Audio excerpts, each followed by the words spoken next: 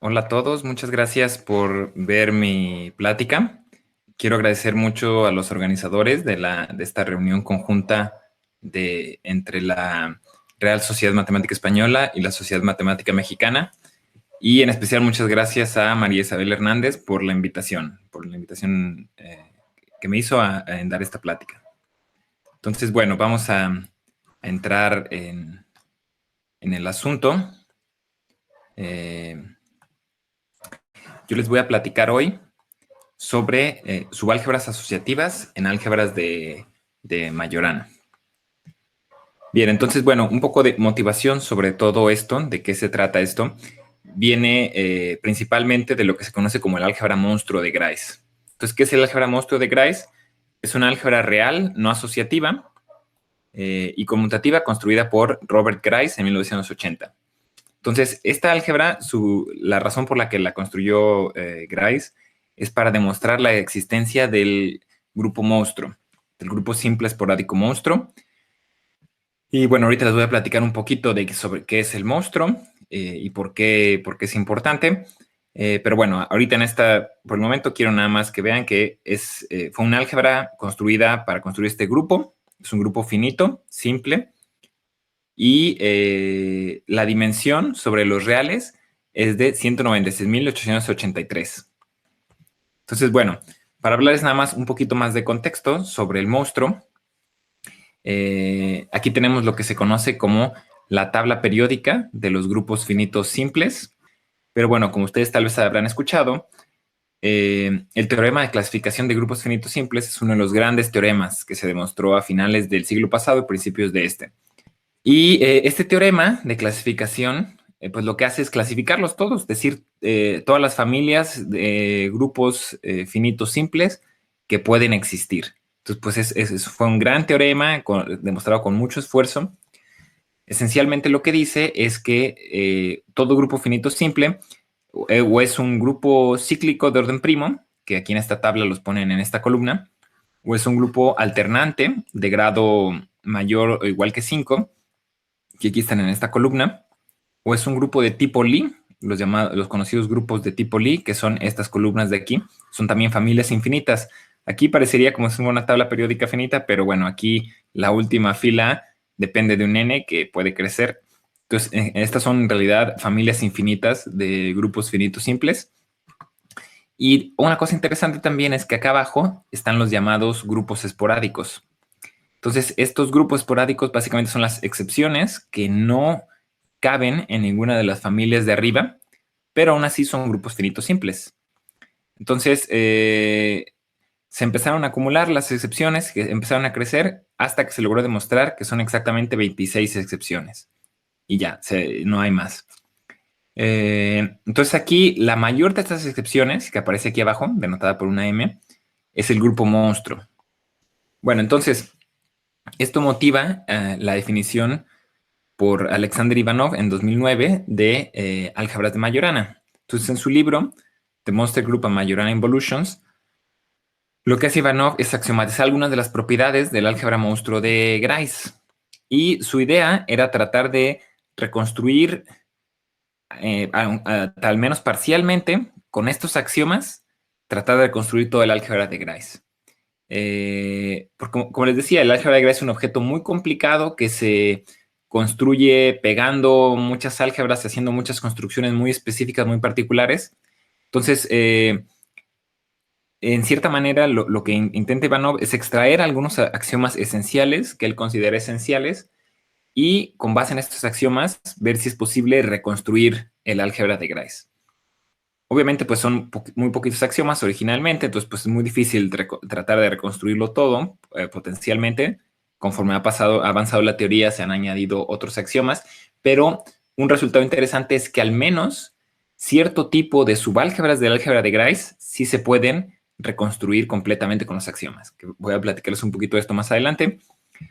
Pero bueno, entonces a grandes rasgos, las álgebras de Majorana son álgebras conmutativas no asociativas generadas por idempotentes, y estos idempotentes satisfacen algunas propiedades de los llamados dos ejes en el álgebra monstruo. Entonces, estos dos ejes son ciertos vectores asociados con involuciones en el monstruo. Esta notación de 2A es porque 2 es porque son elementos de orden 2 en el grupo monstruo, y A es simplemente una etiqueta para la clase conjugación de esos elementos, de esas involuciones. Entonces, a ese tipo de involuciones les corresponden ciertos vectores que son llamados los dos ejes, y las propiedades que satisfacen ellos son las propiedades que satisfacen los idempotentes que generan a las álgebras de Majorana. Entonces, bueno, vamos a entrar más en detalle en la definición, pero primero un breve repaso de algunas cosas básicas de álgebra que se necesitan.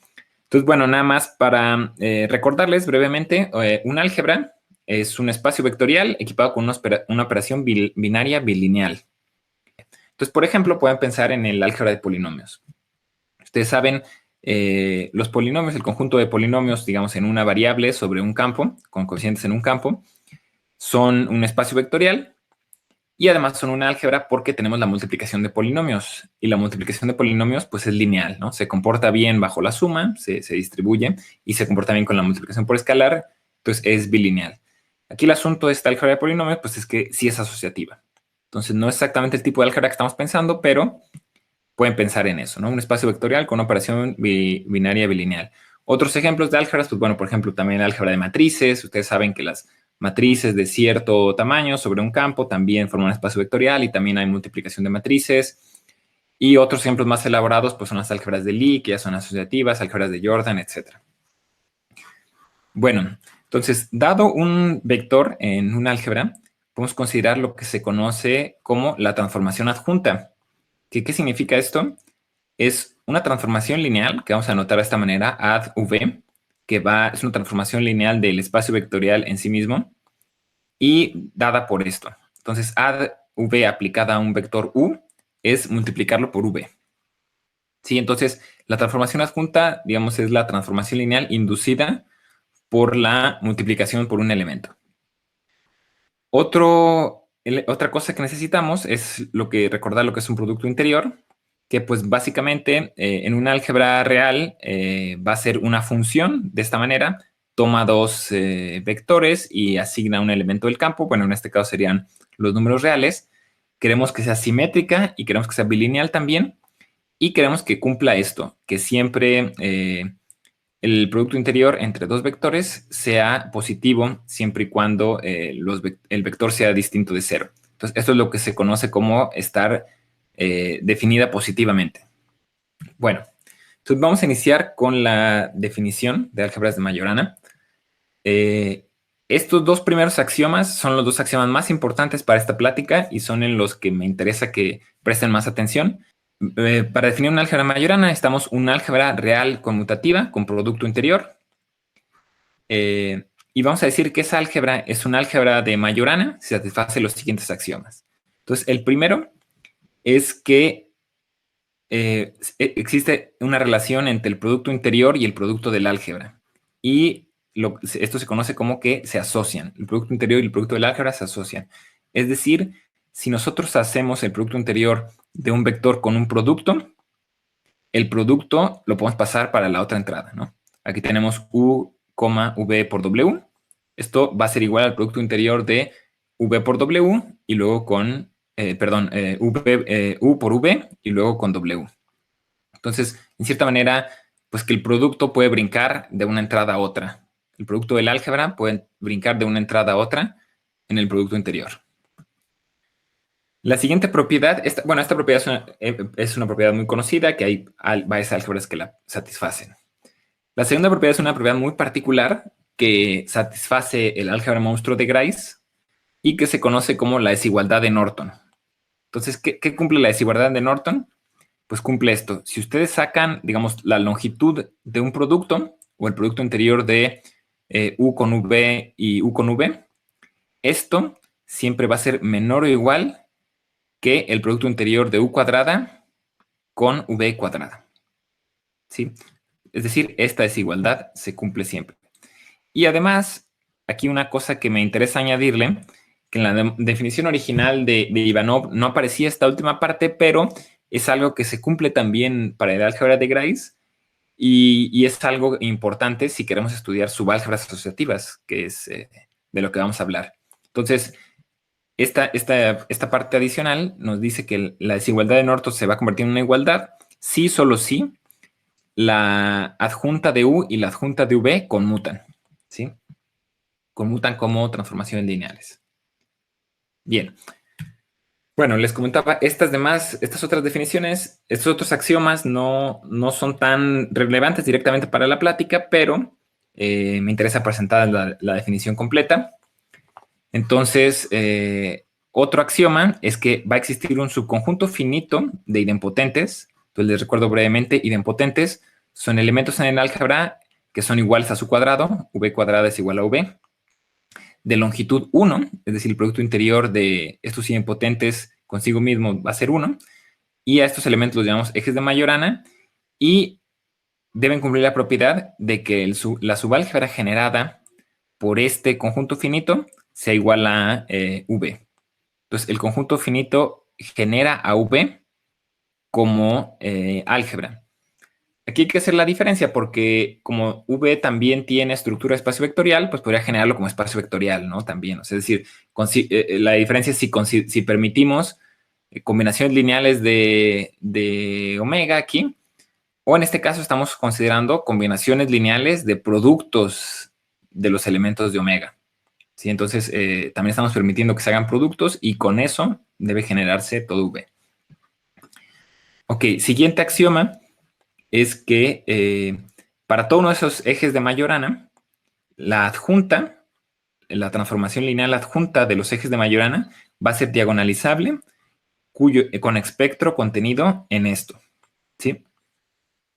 Entonces, obviamente uno, como son idempotentes, uno tiene que ser un autovalor siempre, ¿no? Porque A por A nos da A, ¿no? Entonces, eso nos está diciendo que la transformación adjunta aplicada a A, es decir, A mismo es un autovalor, es un autovector con autovalor 1. Pero bueno, y aquí aparecen otros. Si tuviera identidad del álgebra, pues también va a ser 0, porque entonces podríamos poner 1 menos A. Ustedes pueden checar que 1 menos A, entonces sería un 0 autovector. Y estos aparecen directamente, están relacionados con el álgebra de Grice, por eso aparecen estos números. Siguiente axioma es que para todo eje de Majorana, un autoespacio, que vamos a anotar los autoespacios de esta forma, un autoespacio de la transformación adjunta tiene dimensión 1. Pues ya sabemos que pues ese autoespacio es no trivial porque como al A ser idempotente, al menos tiene dimensión 1. Lo que nos está diciendo este axioma es que precisamente tiene dimensión 1. Bien. Y por último, el último axioma de la definición es que es lo que se conoce como la regla de fusión que cumplen los ejes de Majorana. Entonces la idea es que si tomamos un eje de Majorana, consideramos su lambda autoespacio y su mu autoespacio. Y el asunto es que si multiplicamos estos autoespacios, es decir, si multiplicamos un vector de aquí por un vector de acá, esto va a estar contenido en esta suma directa de autoespacios, donde el valor de nu, el valor de los valores que van a aparecer en la suma directa, los autovalores que aparecen en la suma directa, están determinados por esta tabla. Y nos dice lo siguiente, por ejemplo, miren, si tomamos un autovalor y lo multiplicamos por un autovalor, el resultado debe estar contenido en el espacio, en el un autoespacio, vamos a decirlo, ¿no? Similarmente, si aquí aparece vacío, si aquí aparece vacío, significa que va a ser 0 la respuesta. ¿Sí? Entonces, si multiplicamos un autovalor por un 0 autovalor, debe ser 0. Aquí, por ejemplo, ¿no? Si multiplicamos un autovector, un cuarto autovector por un cuarto autovector, su resultado va a estar contenido en la suma directa del 1 autoespacio más el 0 autoespacio. ¿Sí? Y similarmente aquí, por ejemplo, ¿no? Si multiplicamos 1 sobre 32 autovector por 1 sobre 32 autovector, el resultado va a estar contenido en la suma directa de estos autoespacios. Bien. Entonces, esta tablita nos dice bastante información, de hecho, ¿no? Entonces, por ejemplo, como ustedes vieron por alguno de los axiomas anteriores, la transformación adjunta es diagonalizable, entonces es posible descomponer a todo el espacio, a todo el álgebra V, en suma directa de autoespacios. ¿Sí? Entonces, esta tablita de aquí nos va a dar, para los que conozcan esos términos, nos va a dar una Z2 graduación. ¿Por qué? Porque podemos descomponer el espacio en un subespacio positivo, vamos a llamarlo, y en un subespacio negativo, con la propiedad de que si multiplicamos algo en la parte positiva por la parte positiva nos dé positiva, algo positivo por negativo nos dé negativo, y algo negativo por negativo nos dé positivo. Entonces, esta parte de aquí, la suma directa de estos autoespacios, sería la parte positiva. El autoespacio de 1 sobre 32 sería la parte negativa. Y aquí esta tablita nos dice que se cumple esa propiedad. Porque miren, si multiplicamos algo dentro de lo positivo, siempre nos dan cosas positivas. Y si multiplicamos algo negativo por positivo, nos da siempre negativo. Y si multiplicamos negativo por negativo, nos da positivo. Entonces, esa es una cosa que se puede extraer de esta tablita. Otra cosa es que podemos ver subálgebras, ¿no? Por ejemplo, la suma directa del 1 autoespacio y el 0 autoespacio va a ser una subálgebra, porque si multiplicamos cosas del 0, del 1 y el 0 autoespacio, vuelven a caer siempre en el 1 o el 0 autoespacio. Entonces, esta parte de aquí va a ser una subálgebra. Similarmente, esta parte de acá, tomándolo hasta un cuarto, va a volver a ser una subálgebra, es decir, añadiendo la suma directa con un cuarto. Entonces, bueno, esto es un ejemplo de ciertas cosas que se pueden deducir. Bien. Entonces, un ejemplo rápido es este. Vamos a considerar un espacio vectorial real con esta base, A sub 0, A sub 1, A 2, una base, y vamos a definir el producto de esta manera. Entonces, todos los elementos de aquí son idempotentes, y si multiplicamos un elemento de aquí por otro, su resultado es 1/8 de la suma de uno más el otro, que aparecen aquí, menos el tercer elemento de la base, que no aparece en estos subíndices. Y el producto interior va a estar dado de esta manera. Tienen longitud 1, y si sacamos producto interior entre elementos distintos de la base, nos da 1/8. Entonces, esta es una álgebra majorana no asociativa y se conoce en particular como el álgebra de Norton-Sakuma de tipo 2A. O también hay autores que la llaman el álgebra diédrica de tipo 2A. Bueno, entonces miren, esto de las álgebras de Norton-Sakuma surgen por este teorema, que es el teorema de Norton-Sakuma. Básicamente lo que dice es que con la definición que les di, con los axiomas que se cumplen, es posible clasificar a todas las álgebras de Majorana generadas por exactamente dos ejes de Majorana, generadas como álgebras por exactamente dos ejes de Majorana distintos. Entonces, estas álgebras, una álgebra generada por exactamente dos, va a ser isomorfa a una de las 8 subálgebras de Norton-Sakuma, que pueden describirse explícitamente, como describí el álgebra anterior.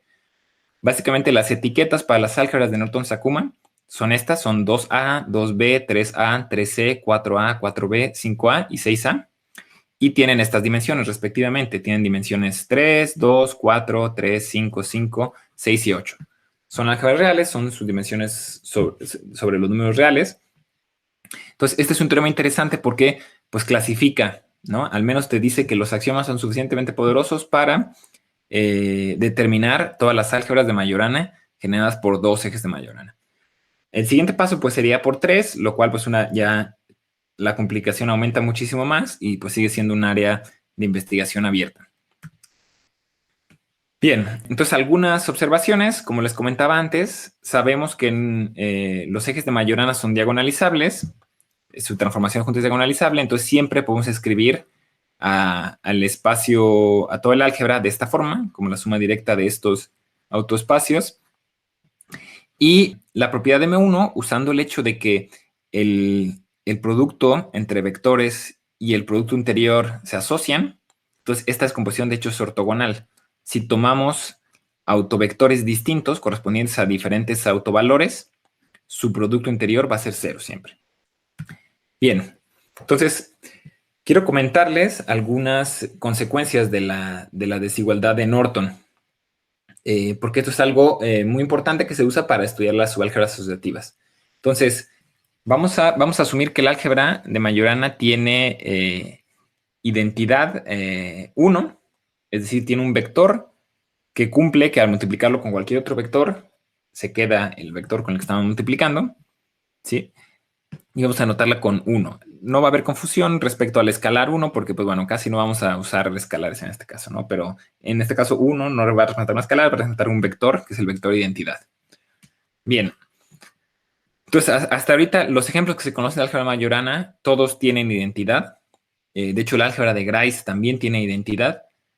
Lo que nos dice este lema es que si tomamos dos idempotentes en un álgebra de Majorana, es equivalente que el producto interior entre esos dos idempotentes sea 0 o que el producto del álgebra entre esos dos idempotentes sea 0. ¿Sí? Esa es primer consecuencia interesante de la desigualdad de Norton y vamos a ver cómo es la demostración. Entonces, primero supongamos que el producto interior es 0. La desigualdad de Norton implica lo siguiente. Nosotros sabemos que el producto de XY con XY por la desigualdad de Norton es menor o igual al producto interior de X cuadrada con Y cuadrada, pero al ser idempotentes, X cuadrada es igual a X, Y cuadrada es igual a y esto por suposición es 0. Entonces, el producto interior de XY con XY es menor o igual que 0, entonces tiene que ser 0, y como el producto interior es definido positivamente, esto implica que XY tiene que ser 0. ¿Sí? Entonces, ahí está una implicación. La siguiente implicación es que supongamos ahora que el producto de los vectores de XY es 0. Entonces, aquí, pues, un cálculo directo nos permite demostrar que entonces la suma va a ser una idempotente también. Y con esto, ¿qué podemos deducir? Pues podemos deducir lo siguiente, miren. El producto interior XY más XX más YY lo podemos escribir de esta manera. X con 1 y Y con 1. ¿Por qué? Aquí estamos usando el hecho de que se asocia el producto del álgebra con el producto interior, porque esto lo podemos ver como X por 1, y acuérdense que se asocien nos dice que podemos pasar la multiplicación para el otro lado del producto interior. Entonces aquí tendríamos X por 1, pasamos la X para acá, nos quedaría X cuadrada con 1, pero X cuadrada es igual a X, entonces nos queda X1. Y aquí nos queda Y1. ¿Sí? Entonces ahora usamos la linealidad en la primera entrada, y esto es X más Y1. De nuevo usamos el hecho que el producto del álgebra con el producto interior se asocia para escribir, y usando el hecho de que X más Y es idempotente, podemos escribir esto de esta manera, X más Y con X más Y. Y ahora usamos la bilinealidad, básicamente, ¿no? Del producto interior. Esto nos permite escribir esto como XX más YY más 2XY. Y comparando las desigualdades, cancelamos XX, cancelamos YY, y nos queda que 2XY es igual a 0. Estamos en el campo de los números reales, entonces no es característica 2, podemos cancelar el 2, y nos queda que el producto interior de X con Y es igual a 0. Y es la otra implicación. Bueno, el siguiente lema es que para cualquier idempotente, los autoespacios asociados con los autovalores 0 o 1 van a ser subálgebras también. Entonces, miren, esto es algo que ya les había comentado hace un momento para los ejes de Majorana, porque les decía que lo deducíamos por las reglas de fusión. Pero aquí no estamos hablando de un eje de Majorana nada más. Aquí estamos hablando de cualquier idempotente en el álgebra. ¿Sí? Es decir, este idempotente no necesariamente satisface los axiomas asociados con los ejes de Majorana, porque puede ser otro idempotente distinto. Entonces, bueno, vamos a ver. Tomamos un autovector y calculamos esto. X cuadrada con Y cuadrada. Bueno, X cuadrada ya sabemos que es X porque X es idempotente. Y podemos pasar una Y para el otro lado. Entonces es lo mismo que XY con Y. Aquí usamos el hecho de que Y es un autovector. Entonces escribimos mu Y, Y. Y aquí, pues en cierta manera estamos usando el hecho de que mu es un escalar en el campo que también es un idempotente. Mu cuadrada siempre nos da mu, porque 0 al cuadrado es 0 y 1 al cuadrado es 1. Entonces podemos escribir esto de esta manera también. Y finalmente, aquí usamos de nuevo el hecho de que es un autovector, entonces esto nos queda XY, XY. Bien, ¿esto qué nos está diciendo? Esto nos está diciendo que la desigualdad de Norton se cumple, ¿sí? Esto precisamente es la desigualdad de Norton, pero nos dice que en este caso es una igualdad. Entonces, el axioma M2 implica que las transformaciones adjuntas van a conmutar y eso implica lo siguiente. Entonces, para cualquier otro autovector Z, podemos escribirlo de esta manera. Aquí es X por YZ, pero la transformación adjunta de X conmuta con la transformación adjunta de Y, entonces esto lo podemos reescribir así, Y por XZ, y aquí XZ Z es un autovector, entonces podemos escribirlo mu, y mu lo podemos obviamente, por la bilinealidad del producto, podemos ponerlo al principio. Entonces nos queda finalmente que YZ efectivamente es un autovector también, y esto nos indica que va a ser una subálgebra, ¿sí? Porque el producto de dos autovectores va a ser otra vez un autovector. Bien. Entonces, para hablar ya, ahora sí, de subálgebras asociativas, lo que nos interesa en estas álgebras de Majorana es encontrar álgebras asociativas maximales, en el sentido de que no estén contenidas en ninguna otra subálgebra asociativa. Entonces, originalmente este trabajo para el álgebra de monstruo de Grice inició en 1993 con un artículo de Mayer and Neutsch. Encontraron una subálgebra asociativa maximal en el álgebra de Grice de dimensión 48 y conjeturaron que la máxima dimensión de una subálgebra asociativa maximal en el monstruo es 48. ¿Sí? Es decir, que no puede haber otras subálgebras asociativas maximales de dimensión mayor. Y esta conjetura fue demostrada en 1996 por Miyamoto usando álgebras de operadores vértice. Entonces aquí la teoría se pone pues más complicada y también más interesante en cierta forma porque el álgebra de Grice está conectada con álgebras de operadores vértice de formas muy interesantes, ¿no? Esto tiene relación también con la conjetura de Moonshine y con varias cosas que si les interesa, pues ahí hay mucha literatura al respecto y son temas muy interesantes.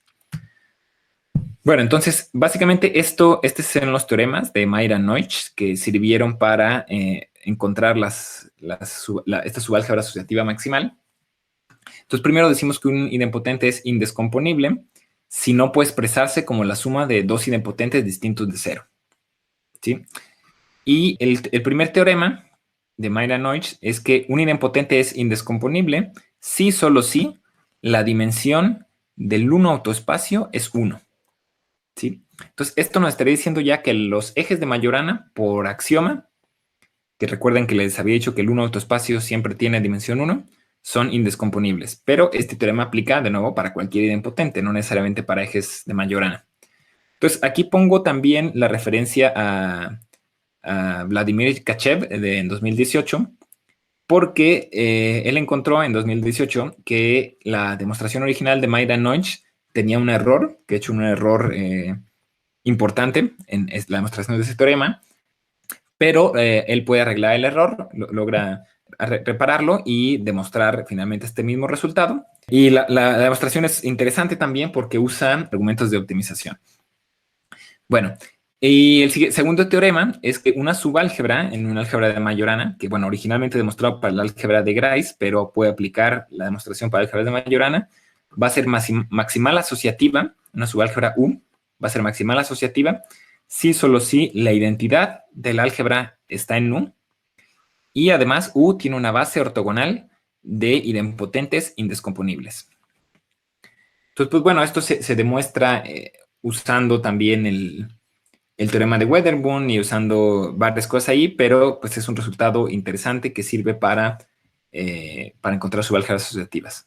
La relación con mi trabajo, de lo que les quería comentar, a lo que quería llegar brevemente con esto, es que en 2015 hice la clasificación de todas las subálgebras asociativas maximales en las álgebras de Norton-Sakuma. Bueno, esto es algo que aparece en mi tesis doctoral, si les interesa buscar, si no, también les voy a dar ahorita una referencia del artículo. Básicamente, esto pues lo hice por cálculos directos. Originalmente había encontrado todos los idempotentes de estas álgebras de Norton-Sakuma.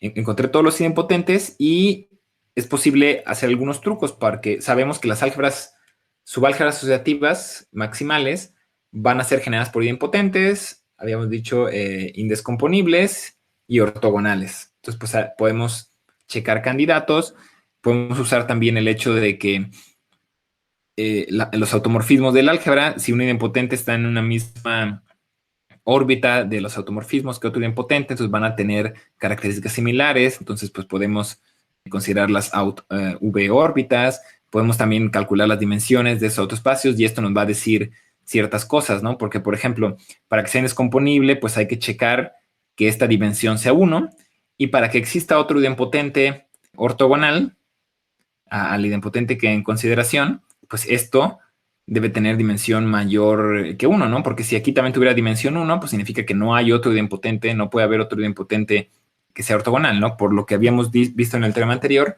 de que ser ortogonales respecto al producto del álgebra es equivalente a ser ortogonal respecto al producto interior. Y algunos ejemplos de resultados que se obtienen aquí es que, por ejemplo, el álgebra de tipo 4A tiene una cantidad infinita de subálgebras asociativas de dimensión 2, porque de hecho esta álgebra de Norton-Sakuma es la única que tiene una cantidad infinita de idempotentes, pero solo tiene 2 subálgebras asociativas maximales de dimensión 3. Entonces, pues bueno, muchas gracias. Aquí les presento algunas referencias. Entonces, pues muchas gracias por su atención.